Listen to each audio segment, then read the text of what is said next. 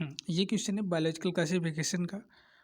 अच्छा क्वेश्चन है, बट ये क्वेश्चन आपको एनसीईआरटी की हेल्प से आप इस क्वेश्चन को सॉल्व कर सकते हो। तो ठीक है, क्वेश्चन देखते हैं, रीड करते हैं। Which statement are wrong with respect to kingdom protista. तो किंगडम प्रोटिस्टा के रिस्पेक्ट में कौन सा स्टेटमेंट रॉन्ग है, ये आपको फाइंड आउट करना है। तो स्टेटमेंट को एक एक स्टेटमेंट को चेक करते हैं। पहला स्टेटमेंट क्या दिया है, all single cell eukaryote are place under the protista. तो ये सही बात है।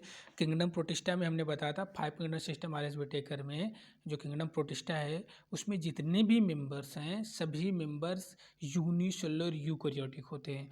All organism in kingdom protista are unicellular eukaryotic. यानी कि अब ये ऑप्शन, तो अगर आप इस ऑप्शन को चेक करो तो ऑप्शन आपको सही मिल गया, लेकिन आपको ढूंढना क्या है, रॉन्ग।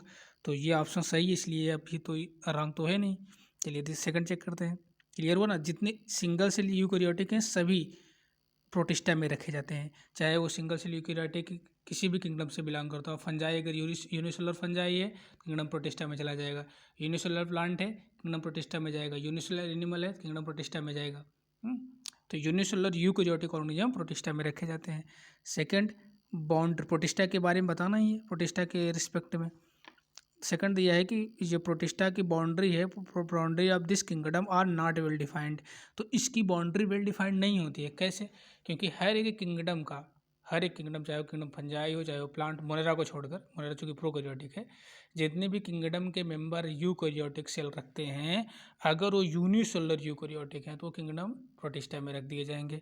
चाहे वो किंगडम फंजाई के मेंबर हों, चाहे वो किंगडम प्लांटी के मेंबर हों, चाहे वो किंगडम एनिमेलिया के मेंबर हों, एनिमेलिया के मेंबर हों।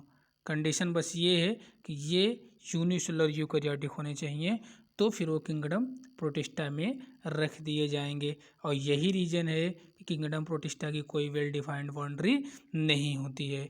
यानी कि सेकंड ऑप्शन भी सही है, लेकिन हमको ढूंढना है रॉन्ग। थर्ड पे आते हैं।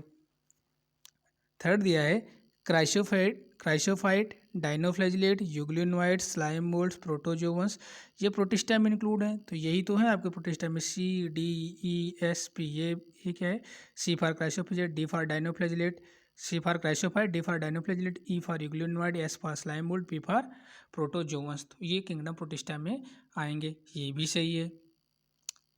अब last, all protist are eukaryotic, ये तो सही है, ऑल प्रोटिस्ट आर यूकैरियोटिक। ये क्लोरोफिलस, ये गलत दे दिया है, ये क्लोरोफिलस नहीं।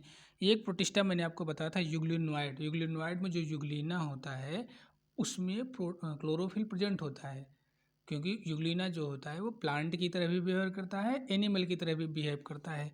प्लांट की तरह बिहेव तब करता है जब सनलाइट प्रेजेंट होती है, तो वो क्या करता है, अपना फूड खुद प्रिपेयर करता है, ऑटोट्रॉफिक की तरह बिहेव करता है, क्योंकि उसमें प्लांट की तरह पिगमेंट प्रेजेंट होता है, क्लोरोफिल प्रेजेंट होता है। बट जब सनलाइट नहीं होती है तो वो हेटरोट्रॉफ की तरह बिहेव करता है, यानी कि एनिमल की तरह बिहेव करता है। इसीलिए यूग्लिना को बोलते हैं connecting link between plant and animal. तो ये ध्यान रखना, ये क्लोरोफिलस को, बाकी सब सही है, हेटरोट्रॉफिक लेकिन यहाँ पे आल प्रोटिस्टा हेटरोट्रॉफिक थोड़ी ना होते हैं, आल प्रोटिस्टा हेटरोट्रॉफिक नहीं होती, ये भी गलत हो रहा है। फिर नॉन बैचलर, तो ये तो ठीक था, यानी कि यही फोर्थ वाला आपका रॉन्ग है। तो फोर्थ वाला ऐसे ही, क्योंकि हमको रॉन्ग ही ढूंढना था, तो ओनली फोर्थ ऑप्शन, इसमें थर्ड वाला ऑप्शन आपका करेक्ट आ जाएगा। ये क्वेश्चन नीट का है, किस ईयर का आप लोग देख लीजिएगा, ठीक है।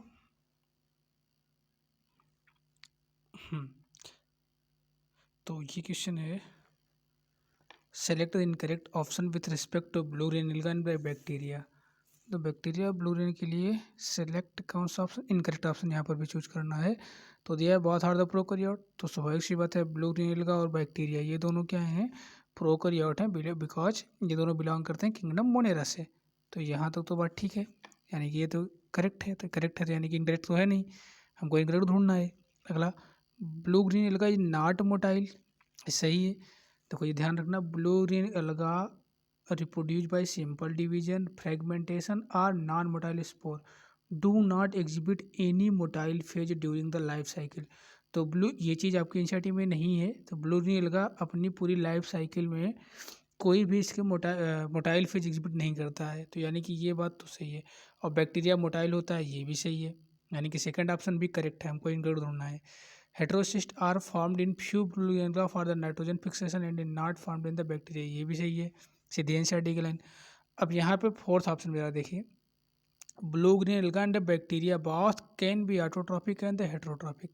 तो ये बैक्टीरिया तो ऑटोट्रॉपिक हेटेरोट्रॉपिक हो सकता है, बट ब्लू ग्रीन एल्गा सिर्फ ऑटोट्रॉपिक होता है, या तो कीमोसिंथेटिक ऑटोट्रॉपिक या फोटोसिंथेटिक ऑटोट्रॉपिक। यहाँ पे इसकी वजह से थोड़ा सा इनकरेक्ट आ रहा है, तो इस क्वेश्चन का फोर्थ ऑप्शन इनकरेक्ट हो गया, यानी कि फोर्थ ऑप्शन ही करेक्ट हो गया, क्योंकि फोर्थ ही गलत है। तो आई होप कि क्लियर हो गया होगा अब।